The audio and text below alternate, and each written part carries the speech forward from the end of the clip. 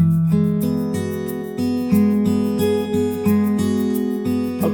welcome everyone. Great to see you all, and thank you for taking the time out to attend the webinar. My name's John Camp. I'm the co-founder of EcoEdge, based out of Malaysia, but focusing on the Southeast Asian market. So EcoEdge is a distribution and implementation partner for VRM Biologic. We work with all types of farmers in Southeast Asia to help them move from a complete reliance on synthetic fertilizer to a more sustainable approach. Many of the key themes that Dr. Les will be talking about today are used by EcoEdge in our overall approach to regenerative agriculture. EcoEdge specializes in soil restoration, the mass conversion of organics into a finished product called humisoil that Dr. Les will share more about today. Our other focus area is in solving problems in waste and effluent management caused by the intensive raising of animals on farms. So who are this VRM Biologic that we speak of? So over 30 years ago, the founder of VRM, a guy called Ken Bellamy, asked a random focus group how they would spend $100 to make a purchase that helped the environment. Their collective response launched him on a pathway of discovery that will lead to the identification and patenting of a number of processes that do the following. They create a sustained biological reaction we call continuous fermentation. They capture energy biologically. They store that energy in biological compounds, and they enable water manufacture and hydrogen management. VRM's goal is to restore the topsoil and water resources of 25% of global arable lands, and in doing so, improve the lives of farmers by reducing their reliance on synthetic fertilizers. Their objective is the restoration of depleted soils, allowing for a natural accumulation and release of nutrients by plants on demand, enhancing yields and optimal growing without negative impacts. Fast forward to today, and these solutions have gained global traction and have been exported to more than 25 countries. So on to our speaker for today. Dr. Les is a bit of a living legend of the dairy industry across the Southern Hemisphere and has been in the industry for about 8 decades. Or for those who know him that well, it just seems that long. He has absolutely been a pioneer of pushing boundaries in pasture-based production systems while also focusing on the ethical aspects of milk production through his own dairy farm, Banking Park. His consulting now focuses on regenerating natural systems which build environmental and social benefits using farm and other organic waste as the cornerstone of the programme. Dr. Les has consulted to Dairy Australia since 2006 on projects ranging from defining behavioural patterns and nutritional needs in large grazing herds to characterising end fractions in ryegrass and developing a new sustainable pasture management system paradigm. He currently serves on the International Advisory Board for Agricultural Abundance Programme and as a technical advisor and thought leader to DA's Sustainable Ag Programme. His current projects are focused on enabling dairy farmers to reduce the requirement for chemical inputs on the dairy farm by completely removing the need for synthetic phosphorus and nitrogen and increasing water use efficiency and pasture yield. Dr. Les will be focusing today on the process he uses and the impact this and other sustainable approaches can have on the key drivers of farms profitably. And please put your virtual hands together for Dr. Les Sandles. Les, over to you. Well, thanks, John. After an introduction like that, I can hardly wait to hear what I've got to say myself. All righty. So, yeah, thanks everyone for taking the time to join in. I'm sure there'll be a gaffe here and there on the way through, so don't think badly of me of that. This is actually my debut on this forum, so we'll see how we go. All right, so what I really want to talk about today is how we future-proof or go about future-proofing farms, and as you know, we would understand, you know, our farms are so heavily dependent on our soil conditions that our focus has to be on the soil. But the caveat is that we need to be profitable. And I guess profitability means a lot of different things. And we want to get away from the straight out economics, although that's important, but we need to leave something that's better than we have now if we want to be sustainably profitable in every sense. And that's sort of what I want to explore a little bit of today. So this is sort of my comfort zone and relatively happy place, not that particular farm, but my bread and butter consulting career was really working with intensive dairy farms, all pasture based, and really taking what I thought was pretty ordinary production and transforming that through balancing those pastures with strategic use of sometimes complex supplements. And it was instrumental in sort of where I'm thinking now, because initially we started with all of these problems in our dairy herds that were pasture-based, and we knew that because there was no other feed source. And then we balanced the diet up, and then we got to a certain point where we had to start really pushing the pasture along. And as soon as we pushed the pasture along again, usually with nitrogen, all these problems that we had not seen for a decade or so started re-emerging. And so that sort of got the wheels turning in my mind around, you know, what is going on here and what is nitrogen actually doing, and what can we do about it? So that's sort of the background of where I'm coming from. Now, don't forget that, but I want you to actually remember these three numbers, and they won't mean anything right now, but they will pop up time and time again over the course of the next 45 minutes or so. So 39%, 51%, and 123%, and they're really quite important numbers. So how did we get here? Well, we've talked a little bit about the grass and the clues that I had to lead me to thinking about nitrogen, particularly as nitrates spread on our pasture as fertilizer. And so I went and had a bit of a deep dive into nitrogen nutrition of plants and found that pretty much everything I got taught at uni and learnt from that point on was so far off track in terms of how the plants wanted to be fed. True, it's how we were feeding them, but it's not how they wanted to be fed. And so I explored that to great length, several years intensive study. And throughout that time and prior to it, we were becoming more and more aware about the sort of environmental sensitivities of dairy outputs, the emissions, the effluent, and, you know, growing sensitivity politically, environmentally, socially. So we have to find solutions sort of in that environment. And so questions started to become, well, if we're growing grass and grass uses up carbon dioxide and we're harvesting that and then turning that carbon dioxide effectively into milk and meat, we're also putting some of that carbon back into the soil. So presumably, if we can be more efficient at growing grass, like much bigger yields, then we can sort of change our carbon dioxide or greenhouse gas footprint quite significantly. So that became a second goal. And the third one was around circular economy. So that, you know, relatively new to most of us, the concept of, you know, use, recycle, reuse type things. And applying that to a farm seemed like a good idea. And in my mind, feed to milk, to waste, to soil, to feed again seemed like a pretty good idea. So then my personal goal was to turn that into a cohesive big idea around fixing up soils, focusing on nitrogen, and reducing greenhouse emissions through really sensible on-farm waste management. And so that's where we started. And so what I'll talk to you about today is really where we got to. And when I say we, you know, I've done a lot of this work myself, but I've had fantastic collaborative conversations with Ken and a couple of his colleagues, and I've also, that John mentioned, and I've also got a couple of partners in crime in John and Dave in our little company called Foresight.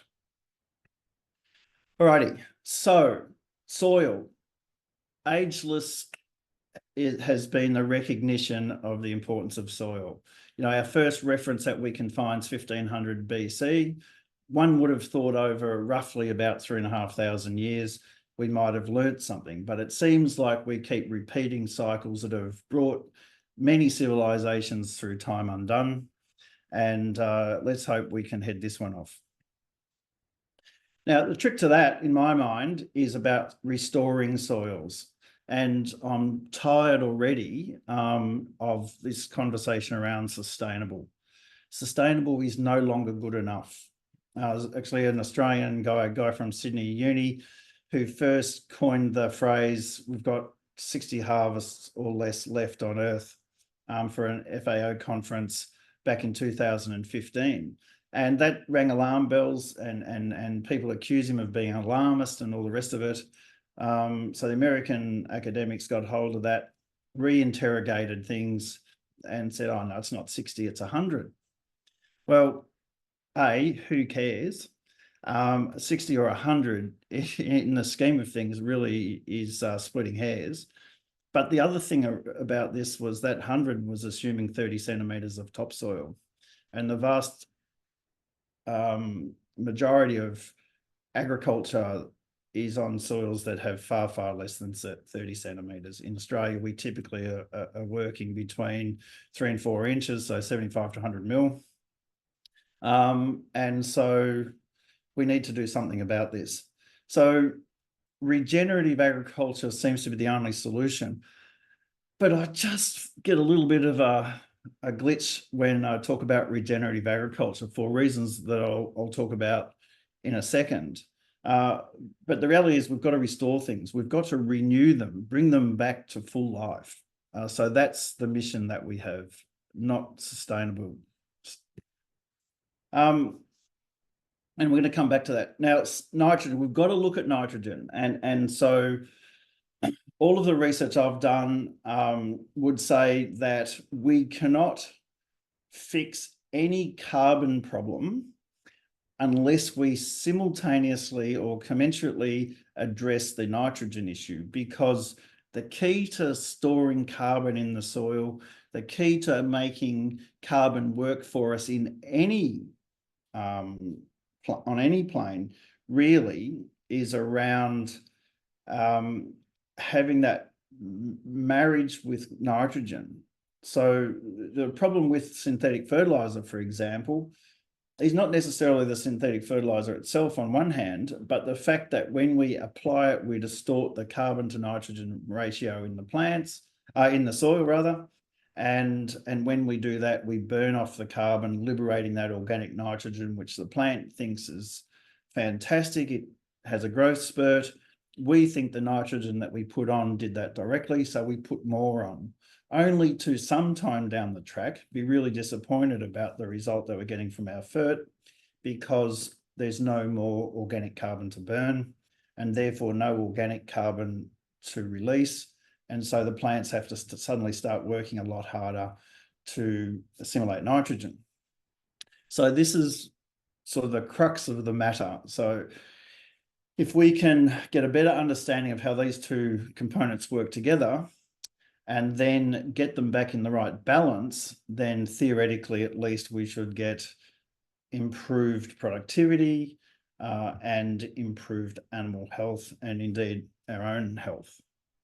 So as I was pondering this concept, and what we're really talking about here is that is around the reactive nitrogen. We're not worried about the nitrogen that's in the air, the 78%.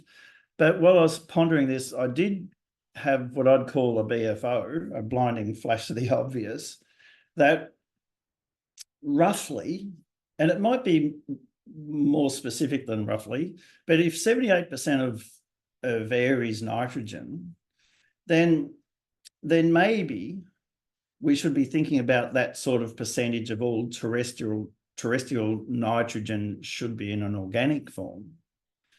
And then further, maybe roughly 78% of the inorganic nitrogen should be nitrates and nitrites, mostly nitrate. And then the 78% of the rest should be ammonia. And that sort of feels pretty right in terms of the balance between the different forms of nitrogen in the soil and soil solution. So, and then when I sort of thought further about that, well, if we fixed that and had the herbage that our cattle ate in that sort of ratio, and indeed our own food had that sort of ratio, then most of the health problems that we endure would probably disappear. But that's another story, perhaps for another day. Right. So why am I making a big deal of nitrogen? Well, this slide talks about it pretty well. That plant nitrogen assimilation is really, really expensive energetically. And so this diagram, the little green map in the middle there, it's telling us how many glucose units equivalent are required to make individual amino acids out of glutamine. And you can see that it's a relatively small amount. The white area represents the additional energy that's required to make amino acids from ammonia. So we add those two sources, those two expenses together.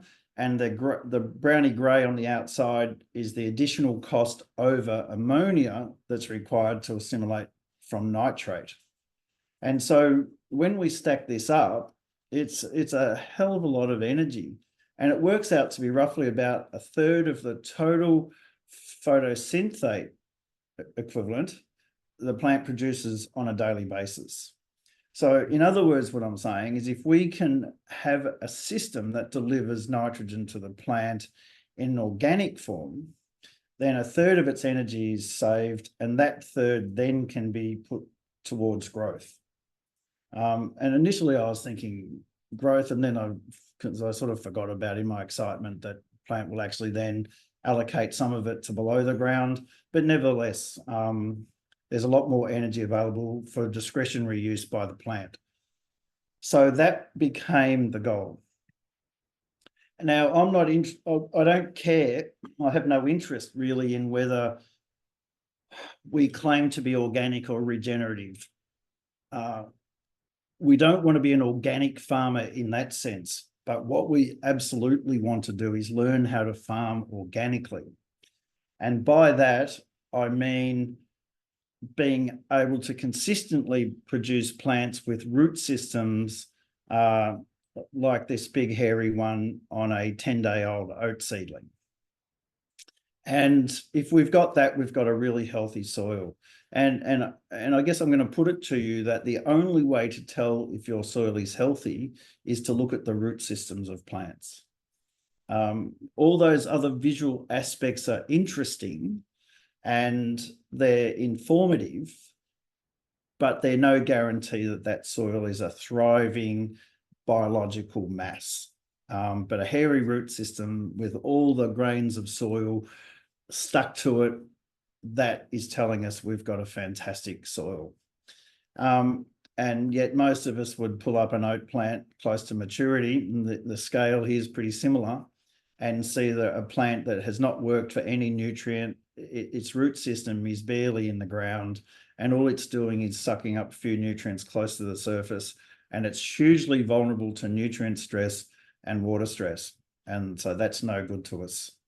So that's clearly what we're going to do is aim for what's on my left, and anything less than that is bad. All right, so what does a healthy soil mean? Well, for starters, there's, I guess, three broad categories that we're interested in: the physical aspect, the chemical aspect, and the biological aspect. And these are all hugely interdependent. And so we have to start with a good soil structure. And this is one of my issues with many programs that I've read about and hear about, is that we talk about all these wonderful things Regen Ag does and how we end up with good soil structure. But what if we actually worked really hard to set the conditions up for good soil structure so that everything else sort of can come along, adapt more quickly, if you like, that the hard work is done. And for that, we need to look at the chemicals. And specifically, in the first instance, it's calcium and magnesium. And so we're looking at the exchangeable nutrient ratio of those two nutrients, which ideally is going to be 68:12. And it was interesting, I recently read an article, an interview with Bill Albrecht, and you know, they were asking about this, and he just said, oh, look, I don't fully understand it, but what I know is the fertility transformed as soon as we got to that ratio. Now, I think we understand a lot more about why now, but it's a pretty concrete rule which has a little bit of slack in it depending on whether you've got heavy clays or sandy soils. But that ratio, as we'll talk about in a second, is what determines basic soil structure. And then the purpose of all of this is really to find a comfortable home for a diverse biomass, root systems, of course, but microbes, fungi, and so on. So we need all three of these things to be happening at the same time. So what's gone wrong? Like, I'm not going to sit here and tell everybody yet again what we've all done wrong, other than to say, here's a fantastic way to turn soil into dirt. And as a farmer in the past, I've been guilty of this. I have clients who are still guilty of this, and I'm sort of getting them to where I want them to be, but it's a hard road. Right. So what we do, we clear all the native vegetation.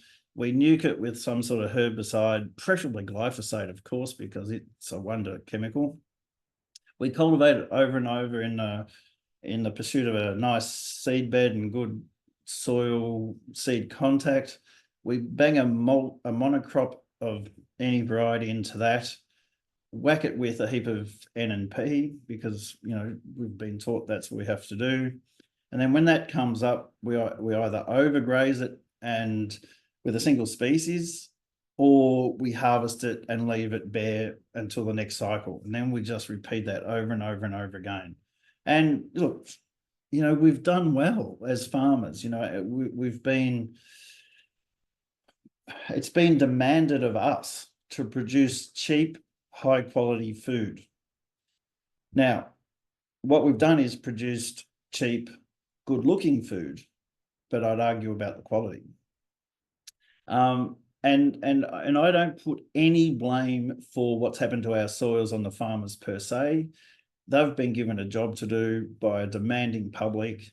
And as I say, if you feel like blaming farmers for what's going on in the environment and the soil, spend a few days not eating and see how you go, because agriculture, after all, is really food production and mostly for us. All right, so I've already mentioned this. The only way to know whether your journey is working or whether you have a healthy soil is transitioning from a surface root system to a deep, hairy root system. It's the only way we know for sure. All righty, so how can we do that? Well, the first question I always get asked is, can't we keep doing what we're doing and just change a few things? And sure, we can have some workarounds and they'll make people feel comfortable, and just a few quick ones. We might go to agroforestry or silver pasture after we've cleared everything, plant a few trees, in other words. We can swap the glyphosate for spray seed or Tiger X, something that's a bit less dramatic. Instead of cultivating, we can just speed disc the surface or strip till. We can throw a few extra species in the crops or go into row cropping or whatever. There's a whole host of workarounds that we can do, but they just slow the process down. They're not going to fix anything. And that's an important point that we need to make. And change is hard. And so this does seem like a great alternative. And I'm happy to entertain this on some of the country, so long as we have a commitment to going whole hog on the rest of it.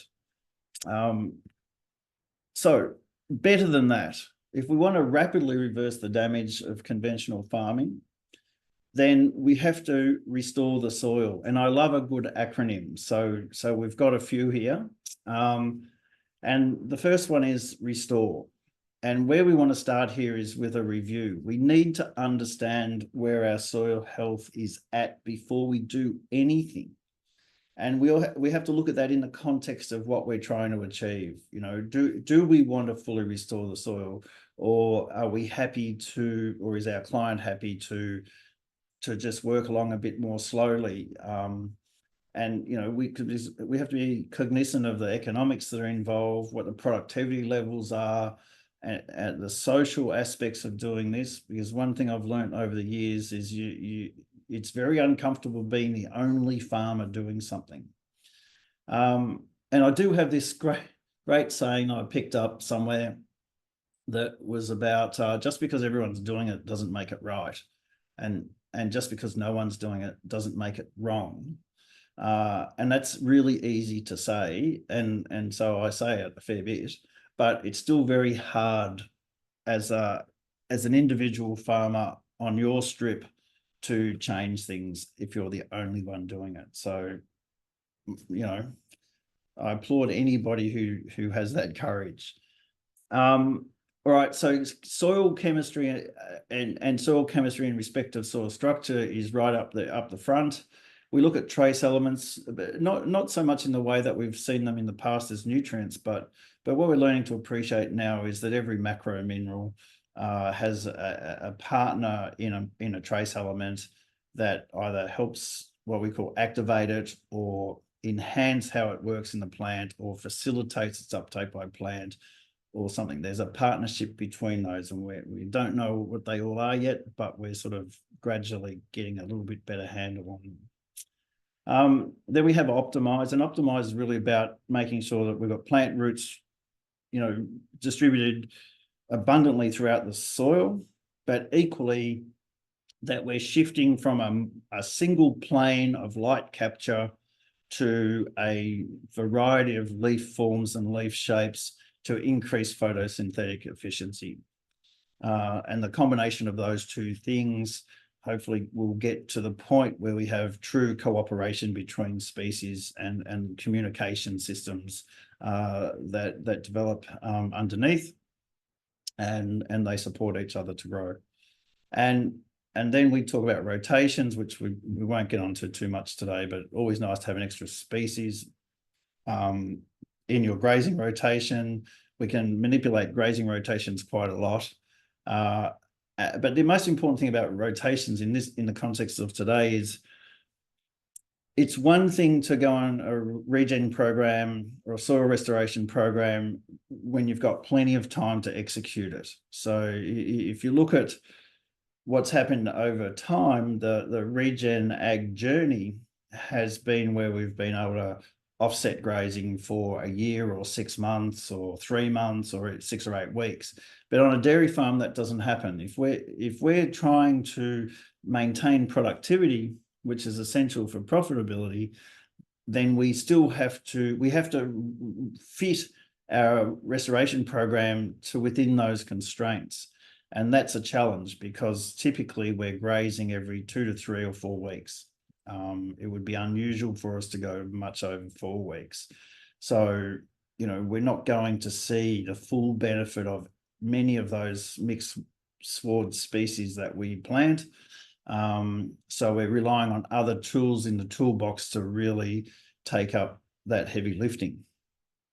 And then all of this, of course, is around the soil ecology. So essentially what we're trying to do is look at the soil and go, how can we make that bit of soil that is under our stewardship a perfect home for a amazingly diverse microbiology. That's what we want to do. So everything that we do in that business that's focusing on pasture growth is really focusing on microbial management under the soil. So that's the challenge to get our head around. Alrighty. So, and then we have to do all this profitably, of course.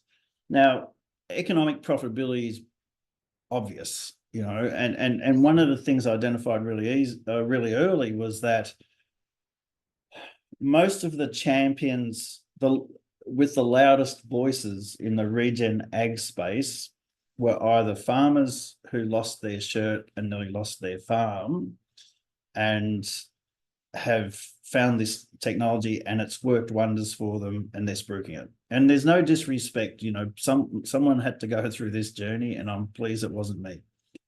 Or it's the professionals that are working with those guys, and we've got a lot to learn from those. But the challenge that we have is that mainstream agriculture is not going to pick this technology up and run with it unless they can make a transition from where they are, which is highly successful chemical dependent farming, through to what I'd call a biologically driven system, or a microbially driven system, or if you like, an organic farming system.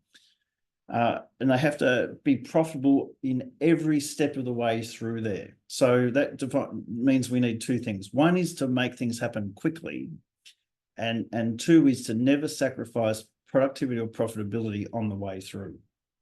And so that's a challenge. And for that to happen, there are certain needs, and we were able to massage them into another nice acronym here. So firstly, we want to produce, and you've heard and read that right, we want to produce our own water, and we'll talk a bit about that shortly. And equally, perhaps more importantly, we want to manage the water that we have much better. And I've got a really interesting slide that blew my mind when I first uncovered this stuff. We want to reduce fertilizer costs. We want to optimize the animal health. We want to fix carbon and nitrogen in our soil, and keep a lot of that carbon there. We want to increase pasture yields, of course, and making use of that, hopefully improve photosynthetic efficiency, and then transform waste to microbes, through microbes, and for other microbes. So we really want to have a nice, waste processing system that's biologically driven. So that's our caveat, is that we want to be profitable economically, we want to be profitable in terms of all of these outcomes, and have a really nice, smooth transition. All right, so the focus then, as I've mentioned a couple of different times in a couple of different ways, is ultimately we want the microbes to do all the heavy lifting. So we want to transform our identity from whatever it is now into, for our business at least, into farmers of microbes. Everything we do, we have to go, how will the microbes feel about this? What will the microbes do with this? What will this do to the microbes? And if we've got that sort of awareness, we're going to get the sort of results that we need. And as I said, it's not only about doing the work for the plants, it's about doing the work with the plants. That's really important. Right, so it all sounds like regen ag, and so and I'm a big fan of regen ag, don't get me wrong, but I do have a couple of concerns, and this is just a sample of the different strategies that fit within a regen ag framework. So mixed wards, plant growth promoting microbes, bit of soil chem, throwing on lime is usually what I hear. Get some chooks to follow your cattle around, throw some compost on, etc., etc., etc. The one that really had me baffled, and still does, is this idea that we need to aerate or subsoil. And I get it a bit when we have really hard pans underneath or really dense compaction, but I'll have a bit more to say about that in a second, but it troubles me. Nevertheless, we've got lots of components. And the problem I have is simply this, that I've been to several workshops, seminars, field days, etc. And what I hear is, let's talk about strip tilling. Let's talk about mixed wards. Let's talk about compost. And it's about one thing. So regen ag to me has become a little bit of, we'll stick our hand in the regen hat, and we'll pull something out and we'll go with that. And then the next breath, what I hear all the time is, it didn't go as well as I thought it should. When I heard what these microbes could do, it was going to transform everything, and it didn't. The strip till didn't do what it was sold to me as and so forth, and so pondering this, it became pretty obvious pretty quickly what was going on is that these things are all really important, but they're all really interconnected, and they're interdependent. They all rely on the other parts of the system. And so what we were looking for and what we sorely needed was something that would be the glue that brought all of these different things together so that they could all work in harmony, and hopefully, is it synergistically or associatively, or one of those words that makes, 1 and 1 3 or more.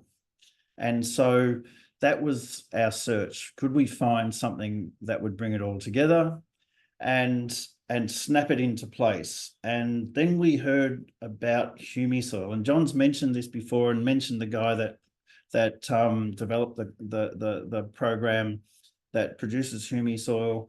And when I first heard about that, talking to Ken, I thought, geez, we found what we're looking for here. And so fortunately, to this point in time, it's done what they said it would do. And because I was going to be shattered if it didn't work.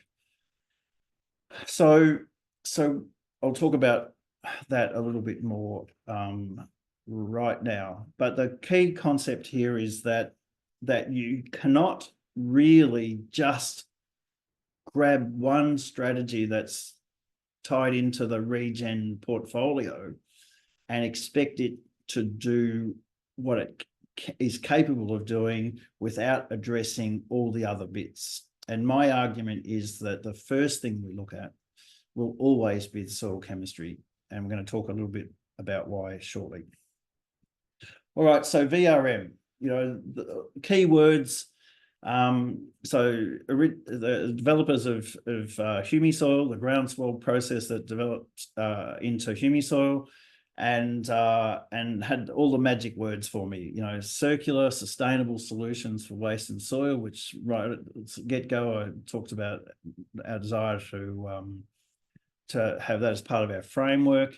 And then we look a bit deeper, and we've got emissions-free recycling of nutrients with soil improvement. So how much better could that fit us? And then up in the top corner there, make water to reduce irrigation. So this technology promised to do everything that we wanted and fit right into our, profit aspect of the Restore program.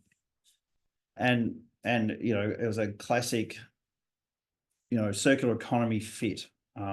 So we don't need to say much more about that, but it looked like a winner for us.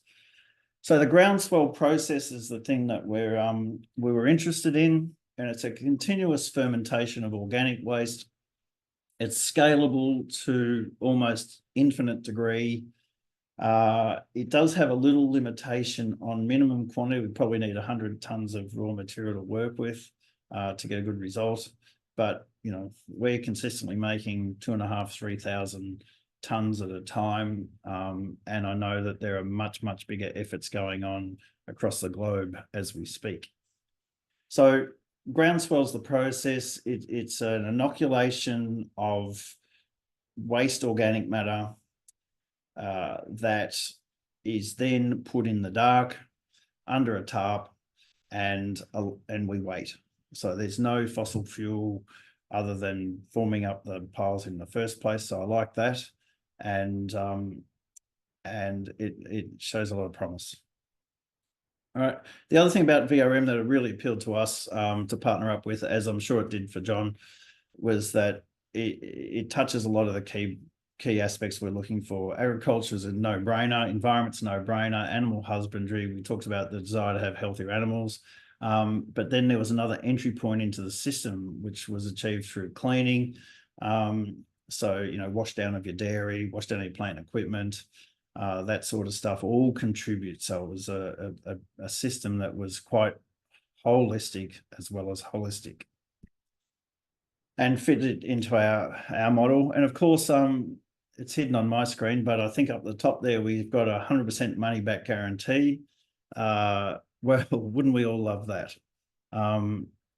we should expect it in this case, so long as we do what is required of us. Right, so let's step through those profit steps. So the first thing we want to do is the P's, which is produce and manage water.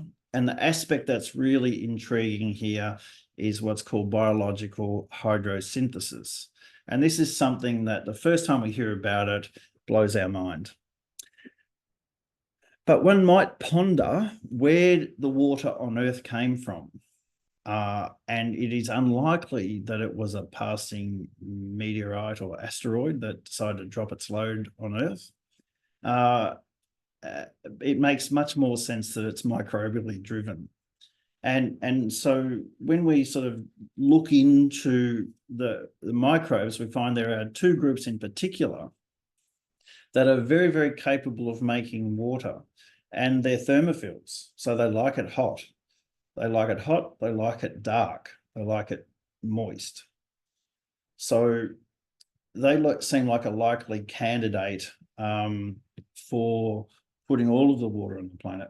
And what's really interesting is just recently, there's been two populations of cyanobacteria identified as the oldest things in the fossil record, both found in Australia, two different ends of the country, both arid, and 1.75 billion years old.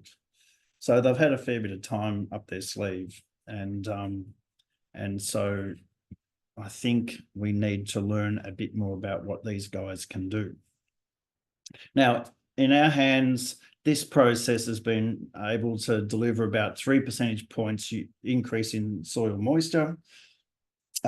We have totally different water hydrology through the soil and some really spectacular results through a very, very wet winter. And I'll talk about these a little bit more in a sec, which allowed us to save money on irrigation through the summer to the extent of about 39%.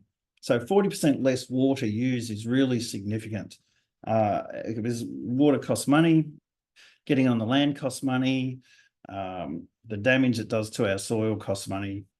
And so any saving there is fantastic. And from an environmental point of view, obviously, the less water going to irrigation, the better.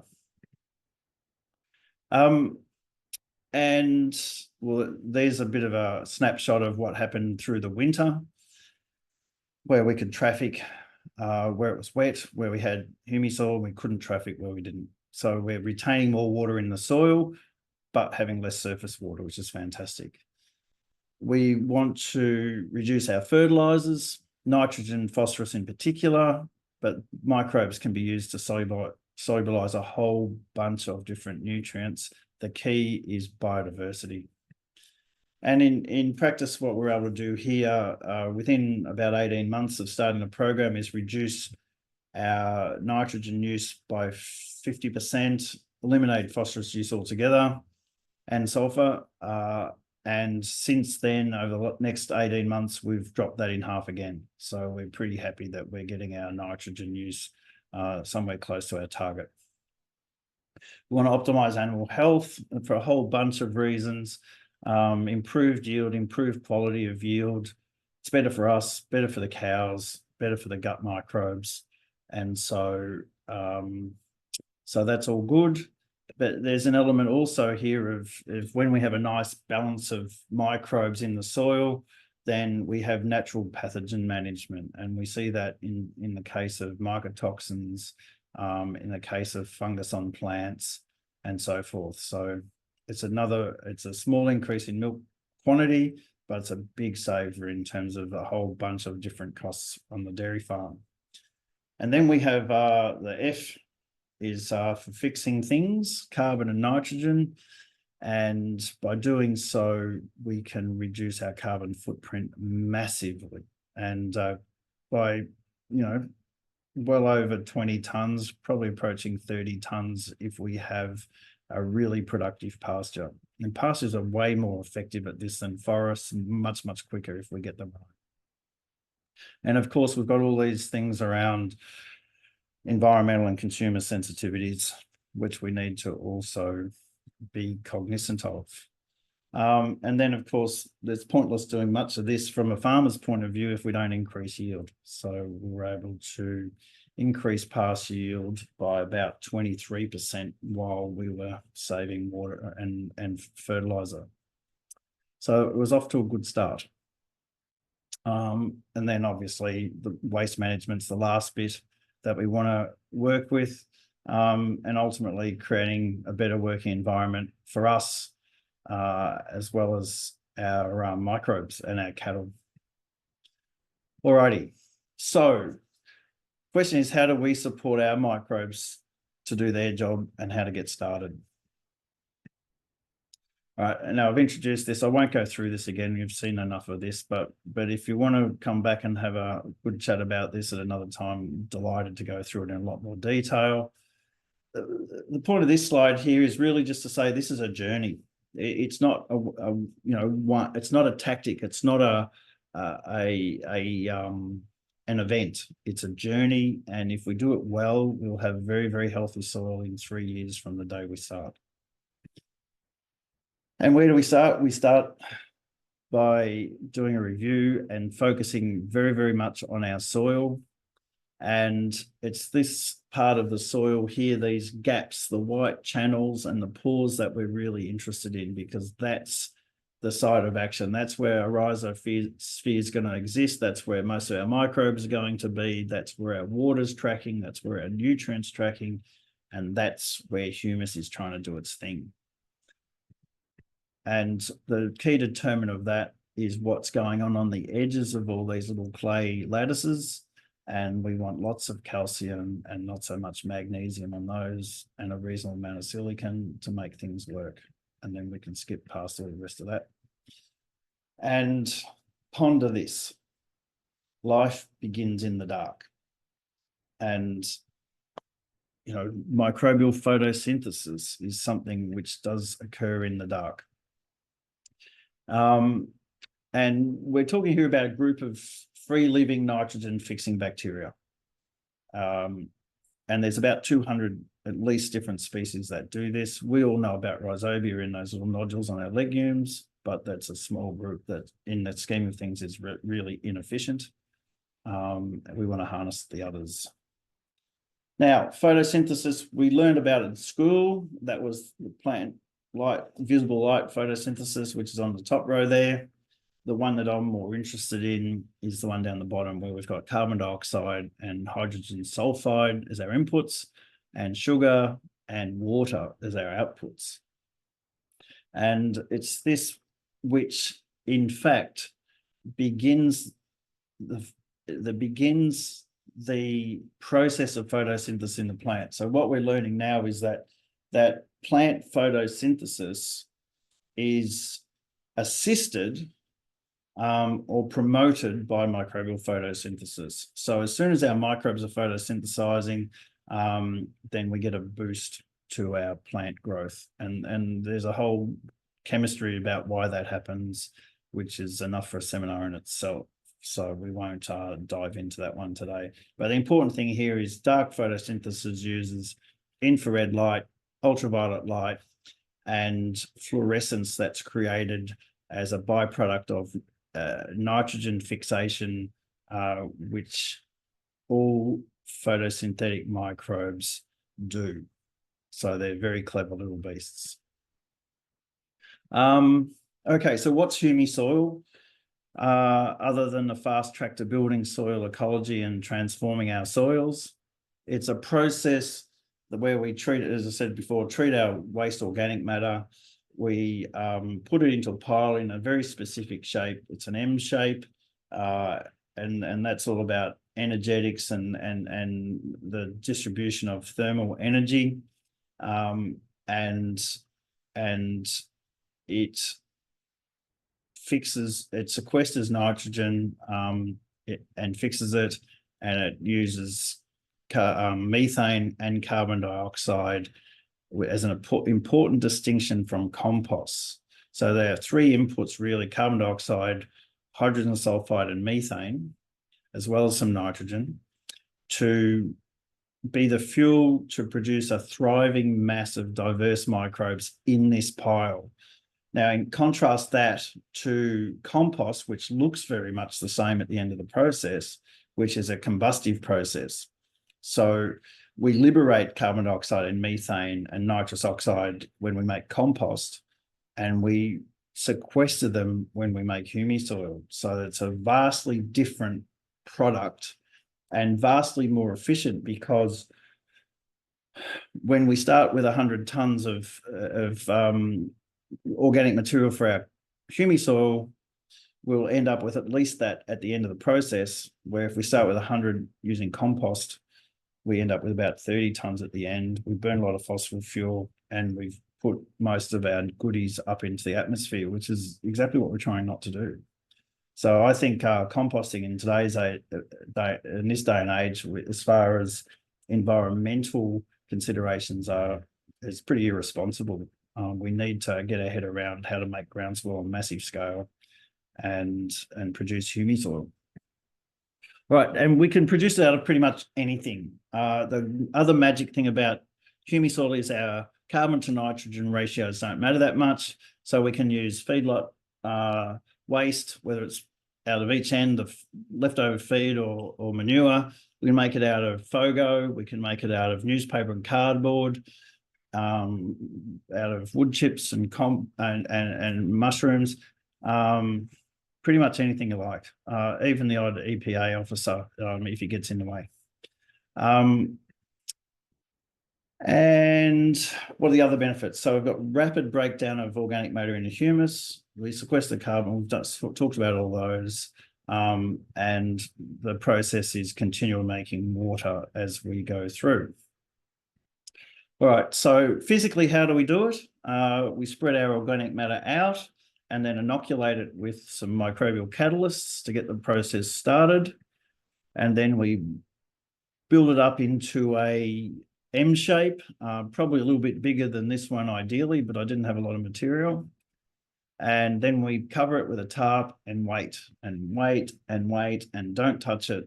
And after a while, we end up about 26 weeks, we end up with this product that looks very much like compost without any of the work. And we've got everything that we started with and more. And so that's just great. But the question is, does it work? And so VRM's collated a lot of their data and shows across a broad range of crops pretty substantial increases, anything from 20 to a couple of 100%. And so that's all very encouraging. The issue I have with this is that, whenever I talk to one of my farmers, I go, where's the data? Where's the peer-reviewed stuff? Where's the place next door that's done it? And so we had to have a bit of a look ourselves. So we've done the hard yards. We've gone out in the paddock. We've cut grass. We've measured soil water. We've measured how much irrigation we've applied, how much nitrogen we've used, and we've got a 39% reduction in water use. In the year of intense study, 51% reduction in nitrogen used. And this is the water thing, which I think was worth sharing. So, and I'm conscious that I've talked long enough, but this blue zone here is the top 5 to 10 centimeters of soil, and that's where most of the plant roots are. And you can see the plants have drawn that down, and it briefly goes back to the same level of water as the 10 to 15 centimeter range has, but only when we recharge. So every peak here is an irrigation, overnight irrigation, and these ones here are rainfall events. So what you can see here is we've been irrigating frequently across the season and really are able to maintain decent water levels in that top 5 to 10 centimeters. So the plants are pulling it down as fast as we're adding it to it.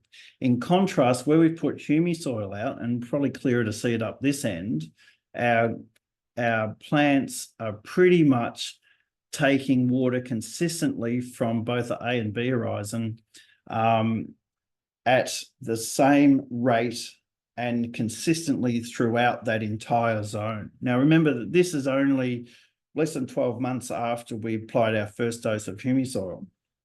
So very, very quickly, what we're seeing is our soil water hydrology transforming as a combination of pretty much the humus aspect of the Humisoil that's been applied.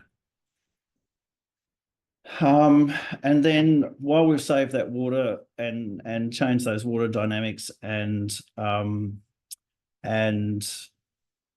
saved our nitrogen, we've still managed to pull an extra 23% increase in grass. And you know, I guess our sense is that our grass is a better quality, better nutritional profile. But I've got all the samples. I haven't actually been able to find the time to analyze those yet.